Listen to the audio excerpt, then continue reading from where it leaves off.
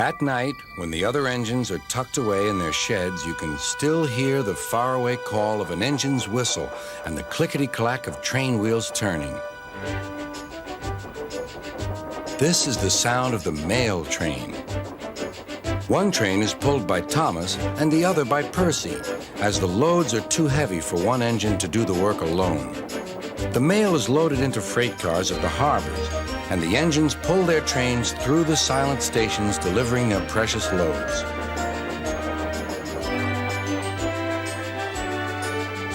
On a clear night, a big shiny moon brightens their journey, but often Thomas and Percy can't even see the stars. But whatever the weather, lamps along the track always light their way. One night, Percy was waiting at the junction. The main line train was late. At last, Henry arrived. "Sorry," he puffed. "The mail boat from the mainland was delayed." "Come on, Percy," said his driver. "Let's make up for lost time." Percy puffed along as quickly as he could, but the sun was already rising as he finished his work. "Never mind," thought Percy. "It's nice to be up and about when it's the start of a new day and there's no one else around." Percy was not alone for long. "Bother," said Percy. "It's that dizzy thing, Harold." "Good morning," whirred Harold. "I always said railways were out of date, but you're so slow with the mail. You should give everyone their stamps back." Percy was too tired to explain. "Bird brain," he muttered. "Good morning, Percy," called Duck. "You're up early this morning." "No, you're wrong," sighed Percy. "I'm back, tired and late." He rolled into the shed and fell asleep almost before his buffers touched the bar. His driver decided to set off early that evening. Thomas was waiting at the station.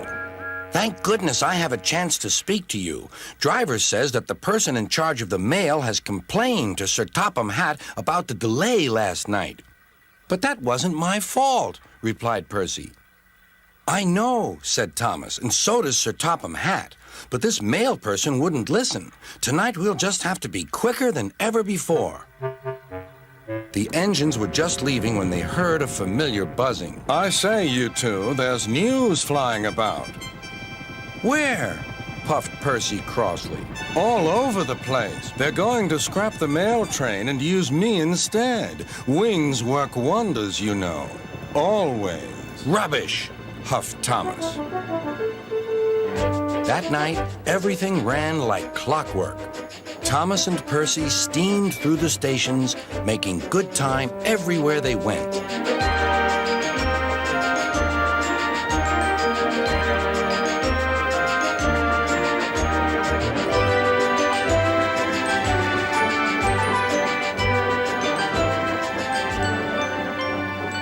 At a station, Thomas noticed a man looking cold and worried. He had missed his train home. "We can give you a ride," said Thomas's driver, "but it will be rather uncomfortable." "Thank you," said the man. "Anything's better than sitting here."